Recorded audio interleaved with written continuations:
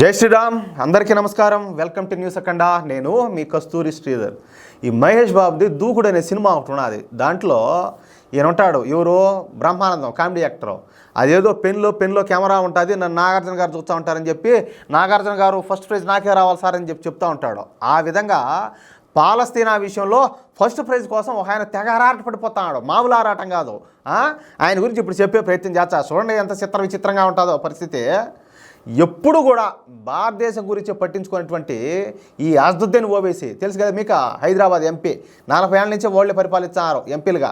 కానీ పాత బస్తీ ఎట్టుంటుందో, ఆడ అభివృద్ధి ఎట్టుంటుందో మనకు అందరూ కూడా బాగా తెలుసు. అట్లా ఇప్పుడు ఈ అసదుద్దీన్ ఓవైసీ ఏంటంటే పాలస్తీనా విషయంలో తెగ బాధపడిపోతున్నాడు.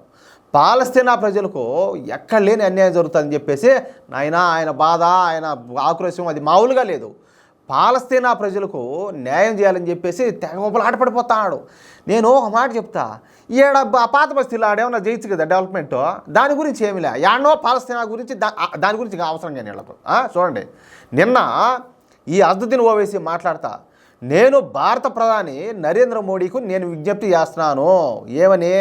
ఇజ్రాయెల్ ప్రధాని ఈ బెంజమిన్ నెతన్యాహుతో మాట్లాడి ఇజ్రాయెల్ హమాస్ యుద్ధాన్ని ఆపించేయాల. ఎందుకంటే దాని కారణం కూడా చెప్పినాడు. ప్రధాని నరేంద్ర మోడీకు ఇజ్రాయెల్ ప్రధాని బెంజమిన్ నెతన్యాహు ప్రాణ స్నేహితుడు కాబట్టి ఈ బెంజమిన్ నెతన్యాహుపై ఒత్తిడి తీసుకొచ్చి పాలస్తీనా పైన యుద్ధం ఆపే విధంగా చేయాలని మాట్లాడినాడు. చూడండి ఈ కథలు చూడండి. ఇజ్రాయెల్ చేస్తున్న యుద్ధం మూలంగా ఇప్పటికే పాలస్తీనాలో 12 నుంచి 15 లక్షల మంది పాలస్తీనా ప్రజలు ఇళ్లను కోల్పోయినారు. 40,000 మంది పాలస్తీనా పౌరులు చనిపోయినారు. అయినప్పటికీ కూడా పాలస్తీనా ప్రజలు ధైర్యంగా ఇజ్రాయెల్తో పోరాడుతున్నారంట. పాలస్తీనా ప్రజలు చావుకు భయపడడం లేదు. పాలస్తీనాలో పుట్టిన ప్రతి పౌరుడు కూడా రాళ్ళు తీసుకొని ఇజ్రాయెల్ పైన పోరాడతారంట. మీరు రాళ్ళు తీసుకొని పోరాడతారేమో, వాళ్ళు ఏ మెసేజ్ చేసుకొని వచ్చారు. ఏది అదేందన్నట్టు నువ్వు రాళ్ళ డైలాగ్ చెప్తే నాకు ఒకటి గుర్తొస్తుంది. పిచ్చోడి చేతిలో రాయి అంటారు. అంటే రాళ్లతో ఎవరు కొడతారంటే పిచ్చోళ్ళే కొడతారు. ఎందుకంటే పిచ్చిలో పలు రకాలు, ఇది ఒక రకమైన పిచ్చి. ఆ పిచ్చి ఏదో మీకు తెలుసు కదా, అది అట్లా ఇట్లాంటి స్టేట్మెంట్ ఇచ్చాడు ఆయన. పైగా ఏంటంటే మన ఆర్ఎస్ఎస్ చీఫ్ మోహన్ భగవత్ గారు మాట్లాడిన మాటలను ఈ అసదుద్దీన్ ఓవైసీ తప్పు పట్టాడు. ఈ మోహన్ భగవత్ గారు ఈయన మాట్లాడితే ఏమన్నాడు, నేను ఇంతకుముందు వీడియోలో కూడా చెప్పిన, హిందువులందరూ కూడా సమైక్యంగా ఉండాలా, భాషా భేదాలు లేకుండా ప్రాంతాలకు అతీతంగా, కులాలకు వర్గాలకు అతీతంగా కలిసిమెలిసి ఉండాలని మాట్లాడినాడు. హిందువులు ఐకమత్యంగా ఉంటేనే మనకు ఎదురయ్యే ప్రమాదాల నుంచి మనం బయటపడగలుగుతాము, మన పిల్లలకు మంచి భవిష్యత్తు ఉంటుందని మోహన్ భగవత్ గారు మాట్లాడినారు. అందులో తప్పేమన్నది? ఆయన ఎవరినైనా నిందించినాడా, ఎవరినైనా దూషించినాడా, ఎవరినైనా ద్వేషించినాడా? ఏం లేదు కదా. ఒరే స్వామి, మీరు అన్నీ వదిలేసుకొని కలిసికట్టుగా హిందువులంతా ఐకమత్యంగా ఉండండి అని చెప్పినాడు. మంచి మాటే, మంచి పద్ధతే. దాంట్లో తప్పేమన్నది? ఎవరికైనా ఆయన మాట్లాడిన దాంట్లో తప్పేమన్నా కనపడుతుందా మీకు? ఖచ్చితంగా కామెంట్ చేయండి ఈ విషయం మీద. కానీ మోహన్ భగవత్ గారు ఈ మాటలు మాట్లాడడాన్ని, అంటే హిందువులంతా ఐకమత్యంగా ఉండండి అని చెప్పడాన్ని ఈ అసదుద్దీన్ ఓవైసీ తప్పుపట్టాడు. మీరు మాత్రం యాడనో పాలస్తీనాలో ఉండే వాళ్ళ గురించి మీరు మాట్లాడాలా, కానీ ఈ దేశంలో నివసించేటటువంటి మెజార్టీ ప్రజలైనటువంటి హిందువులు ఐకమత్యంగా ఉండండి, కలిసిమెలిసి ఉండండి అని చెప్పడం నీ పణానికి, నీ మనసుకు, నీ కళ్ళకి తప్పుగా కనపడిందా? అదే చెప్పేది, పచ్చకామెరలు చోటుకు లోకం అంతా పచ్చగా ఉంటుందంట. అట్టున్నది. మీరు 24 గంటల తప్పులు చేస్తా, ఎవరిని ఏమన్నా మాట్లాడినా దాంట్లో కూడా మీకు తప్పులు కనపడతా ఉంటాయి, తప్పుగా కనపడతా ఉంటాయి, తప్పుగా వినపడతా ఉంటాయి. అసలు హిందువులకు, ముస్లింలకు, క్రైస్తవులకు, సిక్కులకు అన్యాయం చేస్తాందే మోహన్ భగవత్ గారు అంట. చూడండి ఈ కామెడీ చూడండి ఒకసారి. ఏం అన్యాయం చేస్తాడు ఆయన? ఏమన్యాయం చేస్తాడు అది కూడా చెప్పాలి కదా. ఎవరైనా ఇప్పుడు ఆర్ఎస్ఎస్ వాళ్ళకు ఇప్పుడంతా ఉంటాయి, శాఖలు ఉంటాయి. ఆ శాఖల్లో కావచ్చు, లేకపోతే సమావేశాల్లో కావచ్చు, ఏడైనా కూడా మిగతా వాళ్ళ మీద, అన్ని మతస్థుల మీద పోయి దాడులు చేయమని చెప్పి ఏమైనా చెప్పినాడా? చెప్పన్నాడా? ఏమైనా ప్రచారం చేశాడా? చేయమన్నాడా? ఏందది? లేకపోతే సరే, భారతదేశ ప్రభుత్వం ఉన్నది, మోడీ ప్రభుత్వానికి చెప్పి ఒక హిందువులు తప్పితే మిగతా వాళ్ళకి అందరికి కూడా అన్ని ప్రభుత్వం నుంచి అందే సాయాలని కూడా కట్ చేయమని చెప్పినాడా? ఏం చెప్పినాడు ఆయన? ఏమన్యాయం చేశాడు అంటాలే. మోహన్ భగవత్ గారే హిందువులను ముస్లింల నుంచి వేరు చేస్తున్నారంట. చూడండి ఈ పత్యాపారం చూడండి, ఈ కామెడీ చూడండి. ఆయన ఏంది వేరు చేసేది? ఇప్పుడు నేను చెప్తున్నా కదా, రీసెంట్గా ఇప్పుడు వినాయక చవితి అయిపోయింది. వినాయక చవితి మంటపాలు పెట్టినప్పుడు వినాయక మంటపాల మీద కూడా రాళ్ళు వేశారు మన తెలుగు రాష్ట్రాల్లో కూడా, తెలుసు కదా మీకు కూడా. అప్పుడు ఏడిపోయినావు నువ్వు? నీకు ఫస్ట్ ప్రైజ్ రావాలని చెప్పేసి నాగార్జున గారిని బ్రహ్మానందం అడిగినట్టు నువ్వు ఏడలేనంత చేస్తున్నావు కదా. పెద్ద శాంతిదూత మారి ఇప్పుడు అన్ని ఈ సుధపోస కబుర్లు చెప్తున్నావు కదా.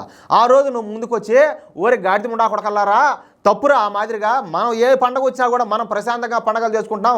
వాళ్ళు మనకు ఈద్ ముబారకులు చెప్తారు, మనతో కలిసిమెలిసి మనం హ్యాపీగా ఉన్నాము. మీరు పోయి ఇట్లా మా రాళ్ళ దాడులు చేసి ఎట్టా మన జాతికి అది అవమానము అని చెప్పి మీరు మాట్లాడాలి కదా, చెప్పాలి కదా నువ్వు అసలు. మరి అది లేదా అంటే మీ విషయంలో నీకు అన్ని హక్కులు అన్నీ నీకు గుర్తొచ్చేస్తాయి. హిందువులకి అదే హిందువుల మీద దాడులు జరిగితేనో, లూటీలు జరిగితేనో, లేకపోతే అత్యాచారాలు జరిగితేనో ఏం జరిగినా కూడా మీకు కనపడవు వినపడవు. ఎట్టనో చూడండి ఇదంతా కూడా. ఇక పాలస్తీనా విషయానికి వద్దాం. ఏ రోజు కూడా మన భారతదేశం గురించి ఆలోచించినటువంటి అసదుద్దీన్ ఓవైసీ ఇప్పుడు పాలస్తీనా విషయంలో అతి ఆసక్తిని అయితే చూపిస్తాడు. మరి over too much first prize కోసం బ్రహ్మానందం టైప్ అనమాట. పాలస్తీనా గురించి తెగ బాధపడిపోతాడు. చివరికి ఏంటంటే తన నియోజకవర్గమైన పాత బస్తీ గురించి కూడా ఆలోచించినటువంటి ఈ అసదుద్దీన్ ఓవైసీ ఇప్పుడు పాలస్తీనా యుద్ధం ఆపేయాలని చెప్పేసి నరేంద్ర మోడీకి విజ్ఞప్తి చేస్తున్నాడు. అది మ్యాటరు. కానీ ఈ పాకిస్తాన్ తీవ్రవాదం మూలంగా మన దేశంలో ఇప్పటి వరకు ఈ విషయం ప్రతి ఒక్కరు కూడా వినాలి జాగ్రత్తగా. పాకిస్తాన్ తీవ్రవాదం మూలంగా మన దేశంలో ఇప్పటి వరకు దాదాపుగా 20,000 మంది అమాయకులు చనిపోయినారు. తెలుసు కదా మీకు కూడా. మరి వాళ్ళ గురించి అసదుద్దీన్ ఓవైసీ ఎందుకు మాట్లాడు? ఏ రోజు కూడా దాని గురించి స్పందించడా? పాకిస్తాన్ వాళ్ళు వచ్చి కాదు వాళ్ళు తీవ్రవాదాన్ని పెంచి పోషిస్తారు, అంతా చేస్తారు, వాళ్ళకి అంతెందుకు మీకు కూడా తెలీదా? హైదరాబాద్లో కూడా బాంబ్ బ్లాస్టులు జరిగినాయి. ఇక్కడ ఉండే వాళ్ళే అన్ని సఫరీలు చేసి వాళ్ళకి ఆశ్రయం ఇచ్చి అవకాశం కల్పించి దాడులు చేసినట్టు చేశారు. దాని గురించి ఏమైనా స్టేట్మెంట్ ఉన్నదా? లేదు. మరి నీకు పాలస్తీనాలో జరిగేది కనపడుతుంది కానీ నీకు భారత్లో జరిగేది కనపడలా? దాని గురించి ఎందుకు మాట్లాడరు? అంటే మీరు అప్పుడు తీవ్రవాదాన్ని సమర్థిస్తున్నారా? పెంచి పోషించాలని చెప్పేసి మీరేమన్నా ట్రై చేస్తున్నారా? ఎందుకు దాని మీద స్టేట్మెంట్ ఉండదు? కనీసం ఈ పాకిస్తాన్ చేస్తున్నటువంటి అకృత్యాలను ఖండించడం కూడా ఖండించరన్నమాట. అసలు ఇప్పుడు పాలస్తీనా పౌరుల గురించి మాట్లాడుతున్న అసదుద్దీన్ ఓవైసీ మరి సంవత్సరం క్రితం ఇదే హమాస్ తీవ్రవాదులు ఎవరో ఈ పాలస్తీనాకు సంబంధించిన వాళ్ళు నిరాయుధులైనటువంటి అమాయక ప్రజలను చంపితే ఎందుకు ఆ విషయం పైన మాట్లాడరు? అంటే మీ విషయంలో అయితే మీకు ఒక న్యాయం, పక్కన వాళ్ళకి ఇంకొక న్యాయమా? ఏమైనా పత్తాను ఇదే? అసలు పాలస్తీనా అంటే అంత ప్రేమ ఏంది మీకు? అంత ప్రేమ ఉంటే పాలస్తీనాలోనే బతకొచ్చు కదా. పాలస్తీనాలో ఉండే ఇప్పుడు వాళ్ళు పోయి ఏమో రాళ్లతో దాడులు చేస్తారో, రాళ్లతో కొట్టేస్తారో ఇజ్రాయెల్ వాళ్ళని చెప్తారు కదా. నువ్వు బో రాయి ఎత్తుకొని చిన్నరాయి కాకపోతే పెద్దరాయి బండరాయి ఎత్తుకోబో, గుండీసరాయి ఎత్తుకోబో ఎజ్జు, అంతే కదా. నీకు అంత ప్రేమ అడిగే పోయి ఉండు. ఏడెందుకు ఇంకా హమాస్తో కలిసి వాళ్ళతోనే కలిసి నువ్వు ఇజ్రాయెల్తో కూడా యుద్ధం చేయి. చేతనైతే వాళ్ళు తుపాకీ ఇచ్చారు, ఎందుకంటే నీ అంత రోజులు పోతే ఇంకా తుపాకీ ఇవ్వకుండా ఉంటారా? ఆ తుపాకీ వేసుకో యుద్ధం చెయ్యి. కానీ ఈ అసదుద్దీన్ ఓవైసీకో అంత ధైర్యమో తెగింపు కానీ లేవు. ఎందుకంటే ఈడని చేపటికి అమాయకులందరినీ రెచ్చగొట్టేది, లేని పాని ఈ మత ఘర్షణలు అనేది జరిగేటట్టు ఈ మారి చేసేది. దానితో ఏంటంటే ఈయన మళ్ళీ ఫస్ట్ ప్రైజ్ కావాలా. మంది సెక్యులర్ దేశం కావడం, హిందువులు అమాయకులు కావడంతో ఇక్కడ అసదుద్దీన్ ఓవైసీ ఏం చేసినా చెల్తాంది. అర్థమైంది కదా మీకు? ఇక మోహన్ భగవత్ గారు హిందువులందరినీ ఐకమత్యంగా ఉండమని చెప్పినారు. అంతేగాని ఎవరి మీదకు పోయి జిహాద్ చేయమని చెప్పలా. నేను ఈ సందర్భంగా ఇంకో పిచ్చోడు గురించి చెప్తా. ఈ జాకిర్ నాయక్ మొన్న మలేషియాలో శాంతి స్థాపన గురించి ఒక మీటింగ్ ఒకటి పెట్టారు. ఆయన చెప్పేది ఏంటంటే అందరూ జిహాదీ చేయాలంట. ఇట్టోళ్ళు ఉండారు రా స్వామి నాయన, ఇట్టోళ్ళు అంతా మోపైపోయినారు, భూమికి బరువు అయిపోయేట్టుగా మోపైపోయినారు. ఇట్టోళ్ళు చెప్పేటివన్నీ ఈ ఎందుకులే ఆ మాటలు చూసి ఏం చేయాలో ఏం చెప్పాలో కూడా అర్థం కావడంలే. అట్లా ఆయన జాకిర్ నాయక్ మాదిరి ఏమన్నా జిహాద్ ఏమైనా చేయమని చెప్పినాడా మోహన్ భాగవత్ గారు? లేదు కదా. ఎవరిపైన అయినా కూడా అకారణంగా దాడులు చేయమని చెప్పలా కదా. లేదా ఈ రైల్ జిహాదీ కావచ్చు, లవ్ జిహాదీ కావచ్చు, చాలా ఉన్నాయి కదా. ఈ డకోటా బొకోటా లకోటా ఇట్లాంటివన్నీ చాలా ఉన్నాయి. అటువంటి జిహాదీలు తప్పుడు పనులు చేయమని చెప్పలేదు కదా మోహన్ భాగవత్ గారు. అంటే ఈ దేశంలో ముస్లింలు మాత్రమే ఐకమత్యంగా ఉండాలనా? హిందువులు ఐకమత్యంగా ఉండాల్సిన అవసరంలే. అంటే వీళ్ళు మాత్రం కులాలుగా వర్గాలుగా విడిపోయి వీళ్ళు కొట్టుకొని చావాలా, మీరు మాత్రం బాగుండాలా. దాని గురించి మాట్లాడినా కూడా మతత్వవాదులు అయిపోతారు. ఏది కలిసిమెలిసి ఉండరా స్వామి అని చెప్పేది కూడా. కానీ ఇంకొక మాట చెప్తా, అసలు హిందూ ముస్లిం బాయ్ బాయ్ అనే మాట కూడా హిందువుల వల్లనే వచ్చింది. మరి అప్పటికి హిందువులు మాట్లాడింది తప్ప మాట? అంతే కదా నీ దృష్టిలో? అంటే ఏ హిందూ ముస్లిం బాయ్ బాయ్ అంటే ఏంది? కలిసి ఉండాలా అని నువ్వు చెప్పే ప్రకారం ఆ మాట కూడా తప్పే, అంతే కదా.